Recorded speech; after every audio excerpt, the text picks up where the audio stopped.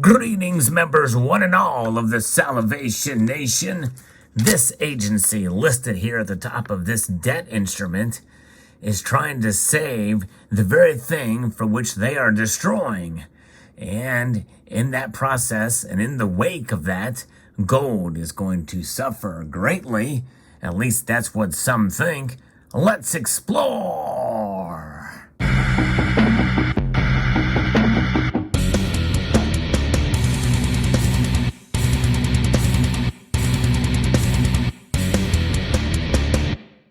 Yes, indeed. This pesky dollar, the thing that we love to hate, well, it is in need of some dire reform. And that's probably going to be the ultimate message that comes out of this when the Fed keeps doing what they're doing and finding that it may not work as they intended. Their toolbox essentially consists of one tool right now, and that tool is to try to suppress gold's price by raising interest rates and trying to bring more faith in the dollar. You know, we're on a tightening schedule here, and they have the luxury of not over-tightening, but at the same time, they are on the path to continue to do that in order to tighten at a pace that some people feel is not up to par. In other words, it's not enough, quick enough. Now, I think they should have done this probably a year ago and should have done more aggressive rate hikes, like I'm talking a full percentage point, in order to save the inflationary situation that we are in. And massive tightening can only be coupled with less spending by the federal government. But that's not happening, folks. They want to continue to spend. They're working at quite at odds with this Federal Reserve Agency, which they say is not supposed to be political, but we all know that it is. Well, there's an article here at investing.com that I'm going to be referring to here. A hawkish Fed could push gold to $1,300 within 6 months. I'm going to talk about that path, that movement of gold to $1,300. To me, that provides a pretty good opportunity to purchase if those of you who are interested. And we have to be open to the possibility that this indeed could happen. The dollar is hovering near 20-year highs ahead of the latest consumer price index numbers, which the Federal Reserve may respond to with a fourth consecutive jumbo interest rate hike. But is it really all that jumbo? I guess compared to what they have been doing in the past, a quarter points, back in the normal days, what was perceived to be normal days. But in reality, we've been in a bizarro world for quite some time, even before the pandemic started. James Ashley, head of the International Market Strategy at Goldman Sachs, said recently that the Fed is not going to blink, adding if they're going to make a mistake, they would far rather err on the side of being too hawkish. The ever-rising interest rate is siphoning investors away from non-yielding gold. Now let's pause here for a moment, because when they say non-yielding gold, they make it sound like it's a bad thing. The fact is this metal here does not react. It does not react to the elements in the chemical sense, in the physical sense. It does not tarnish. It does not decay. It does not rust.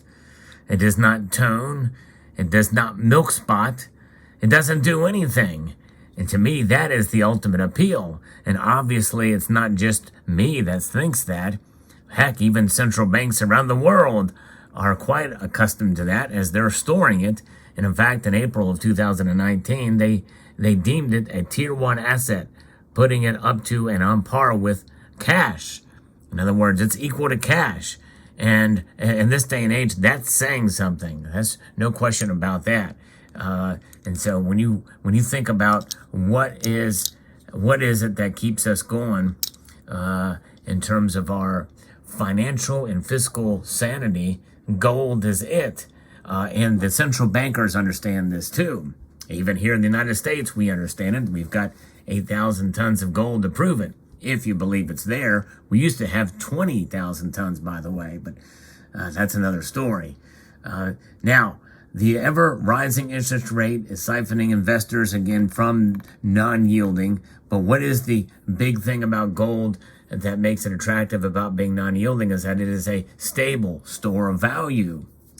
And so there's charts to talk about kind of where this is that get into some technical analysis in this scenario where gold has been moving over the past weeks here. The 4-hour pennant's downside breakout will signal a resumption of the sell-off soon. Within the channel here, there are presumed drivers on the continuum pattern.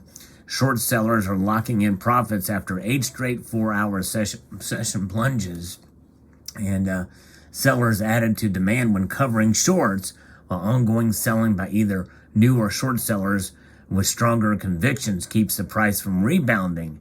And we kind of saw that started to rebound a little bit in recent days, but as I record this video, gold is in fact down again a little bit, and so we may continue to see this. I mean, right now we're barely above 1640, and so we're $300 and some odd away, $340 away from that $1,300 level. And think about, we are $300 and some away from near all-time highs as well too. So it's kind of at a middle pattern here.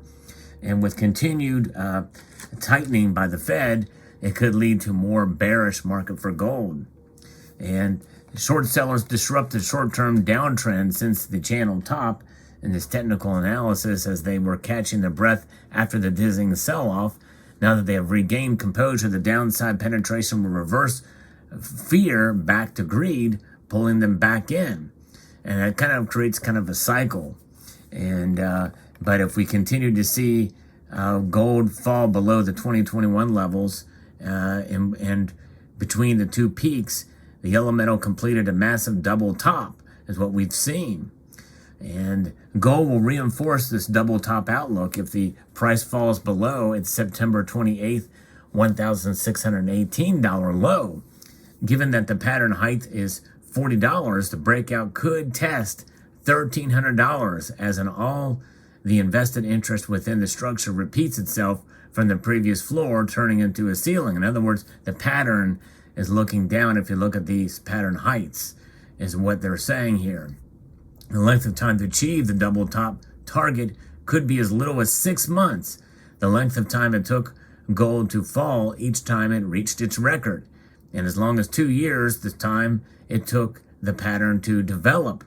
And so that is kind of their analysis here to kind of see where it could go, especially with that coupled with a strong dollar and rate hikes.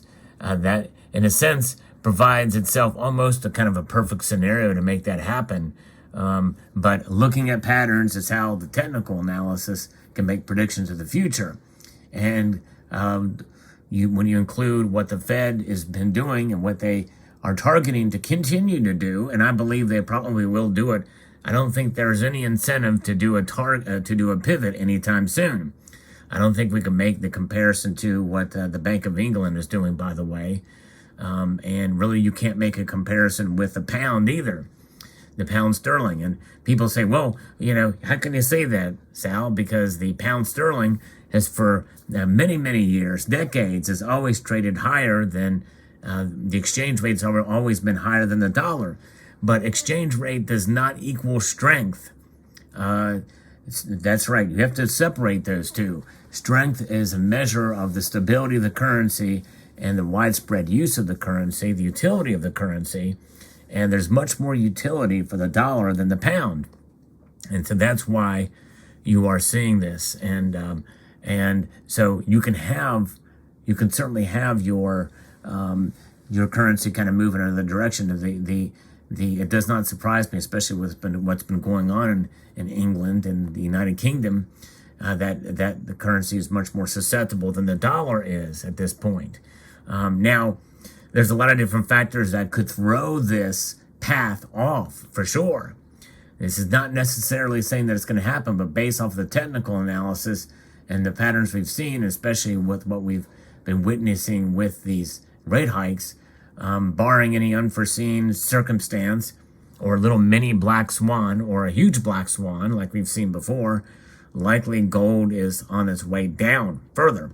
That does not change the calculus, or should not change your calculus, other than if you have more dry powder to stack, it might be a good idea to do so.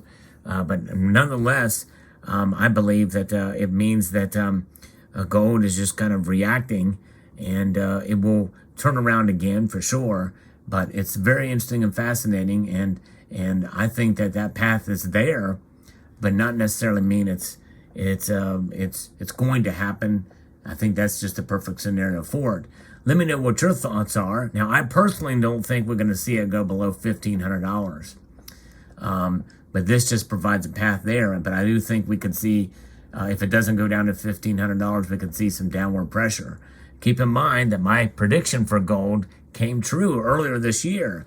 But it has since stepped away from it. Whereas silver is far further away now from my prediction of $29 per ounce for this year. I'm sticking with it, but it's now $10 plus under that right now. In fact, it's down a lot today. But there it is. So let me know what your thoughts are in the comment section below. Hope you found this video insightful. I'd like to extend a multitude of gratitude to you all for taking the time to watch, and encourage you to please rate, share, comment, and subscribe.